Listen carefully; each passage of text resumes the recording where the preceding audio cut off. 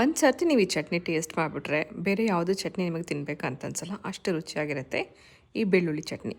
ಮಾಡೋದು ಹೇಗೆ ಅಂತ ನೋಡೋಣ ಬನ್ನಿ. ಮೊದಲನೇದಾಗಿ ಸ್ವಲ್ಪ ಜೀರಿಗೆನ ಉಪ್ಪು ಹಾಕಿ ಪೌಡರ್ ಮಾಡ್ಕೊಳ್ಳೋಣ. ಸ್ವಲ್ಪ ರಫಾಗಿ ಕ್ರಷ್ ಮಾಡಿ ಇಟ್ಕೊಂಡಿದ್ದೀನಿ. ನಂತರ ಒಂದು ಮುಷ್ಟಿಯಷ್ಟು ಬೆಳ್ಳುಳ್ಳಿನೂ ಜಜ್ಜಿ ಸೈಡಲ್ಲಿ ಇಟ್ಕೊಳ್ಳೋಣ, ಅಥವಾ ನೀವು ಇದನ್ನು ಮಿಕ್ಸಿಲಿ ಕೂಡ ಮಾಡ್ಕೋಬೋದು.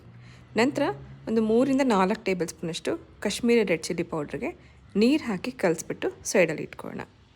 ಮೊದಲನೇದಾಗಿ ಇದಕ್ಕೆ ಒಗ್ಗರಣೆ ರೆಡಿ ಮಾಡ್ಕೊಳ್ಳೋಣ. ಒಗ್ಗರಣೆಗೆ ಸ್ವಲ್ಪ ತುಪ್ಪ, ಸ್ವಲ್ಪ ಎಣ್ಣೆ ಎರಡನ್ನೂ ಒಟ್ಟಿಗೆ ಹಾಕ್ಕೊಂಡು ಬಿಸಿ ಆದಮೇಲೆ ಪುಡಿ ಮಾಡಿಟ್ಕೊಂಡಿರೋಂಥ ಜೀರಿಗೆ, ಜಜ್ಜಿಟ್ಕೊಂಡಿರೋಂಥ ಬೆಳ್ಳುಳ್ಳಿ ಹಾಕಿ 1 ನಿಮಿಷ ಹುರ್ಕೊಂಡ್ಮೇಲೆ ನೆನೆಸಿಟ್ಕೊಂಡಿರೋಂಥ ಚಿಲ್ಲಿ ಪೇಸ್ಟ್, ರುಚಿಗೆ ಉಪ್ಪು ಹಾಕಿ 1 ನಿಮಿಷ ಇದನ್ನು ಕುದಿಸ್ಕೋಬೇಕು.